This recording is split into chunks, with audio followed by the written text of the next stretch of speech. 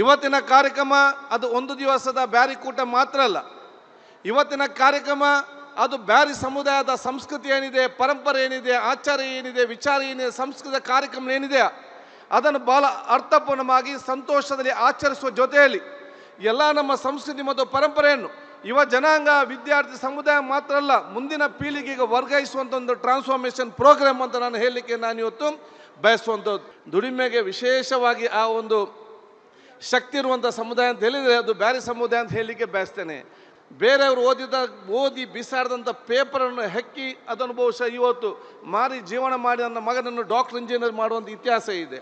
ನಮ್ಮ ಕರಾವಳಿ ಪ್ರದೇಶದ ಎಲ್ಲರ ಪ್ರೀತಿ ವಿಶ್ವಾಸ, ಬೆಂಗಳೂರಿನಲ್ಲಿ ಬಂದು ಎಲ್ಲರ ಪ್ರೀತಿ ವಿಶ್ವಾಸವನ್ನು ಇವತ್ತು ಪಡೆದುಕೊಂಡು ಎಲ್ಲ ಜಾತಿ ಎಲ್ಲ ಧರ್ಮದ ಸಹಕಾರ ಪಡೆದುಕೊಂಡು ಅತ್ಯಂತ ಸಣ್ಣ ಕೆಲಸದಿಂದ ಅತ್ಯಂತ ದೊಡ್ಡ ಕೆಲಸದವರಿಗೆ ಸಾಮರಸ್ಯ ಮತ್ತು ಸೌಹಾರ್ದ ಸಮಾಜ ನಿರ್ಮಾಣ ಮಾಡಬೇಕಾದ್ರೆ ಅದು ಸರ್ಕಾರ ಮತ್ತು ಪೊಲೀಸ್ ಅಧಿಕಾರಿಗಳು MLA MP ಮಾತ್ರ ಸಾಧ್ಯವಿಲ್ಲ.